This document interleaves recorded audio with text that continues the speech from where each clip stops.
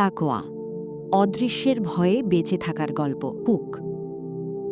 একটা ছেলে, বয়স হয়তো ১৩ কি ১৪, মরুভূমির মাঝে একা দাঁড়িয়ে আছে। চারপাশে শুধু ধুধু বালি আর কয়েকশো ভেড়া। হঠাৎ একজন লোক এসে তাকে বলল, একটা ভেড়া বিক্রি করবি? আমি তোর মনিবকে বলবো একটা ভেড়া নেকড়েতে খেয়ে ফেলেছে। ছেলেটা একটু থামল, তারপর যে উত্তর দিল সেই উত্তরটাই আজ ১০০০ বছর পরেও মানুষের বুকে কাঁপন ধরায়। সে বলল, তাহলে আল্লাহ কোথায়?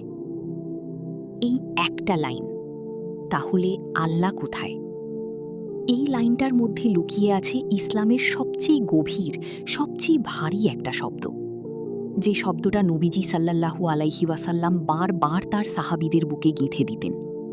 যে শব্দটা ছাড়া ঈমান শুধু মুখের কথা, আমল শুধু অভ্যাস, আর নামাজ শুধু শরীরের ব্যায়াম।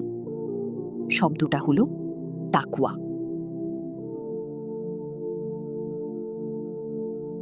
পর্ব ১। মেষপালক ছেলে ও খলিফা উমার। এটা ছিল খলিফা উমার ইবনুল খাত্তাব রদিয়াল্লাহু আনহুর যুগ। উমার রদিয়াল্লাহু আনহুর অভ্যাস ছিল রাতের বেলা ছদ্মবেশে মদিনার রাস্তায় বের হতেন।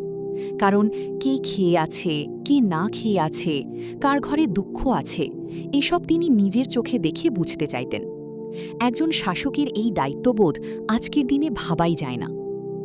এক রাতে তিনি হাঁটতে হাঁটতে শহরের বাইরে চলে গেলেন। দূরে একটা ভেড়ার পাল দেখতে পেলেন, আর তার পাশে একটা কিশোর ছেলে। উমার রদিয়াল্লাহু আনহু তার কাছে গিয়ে পরিচয় গোপন রেখে বললেন, একটা ভেড়া আমার কাছে বিক্রি করে দাও, আমি ভালো দাম দেব।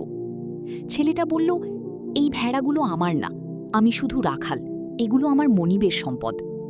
উমার রদিয়াল্লাহু আনহু আরেকটু চাপ দিলেন, বললেন, তুমি তোমার মনিবকে গিয়ে বলবে একটা ভেড়া নেকড়েতে নিয়ে গেছে। কি জানবে, তুমি টাকাও পাবে আর কেউ কিছু বুঝতেও পারবে না। আর এখানেই আসে সেই লাইন যেটা ইতিহাসে অমর হয়ে আছে। ছেলেটা তাকালো অন্ধকার আকাশের দিকে, তারপর বলল, তাহলে আল্লাহ কোথায়?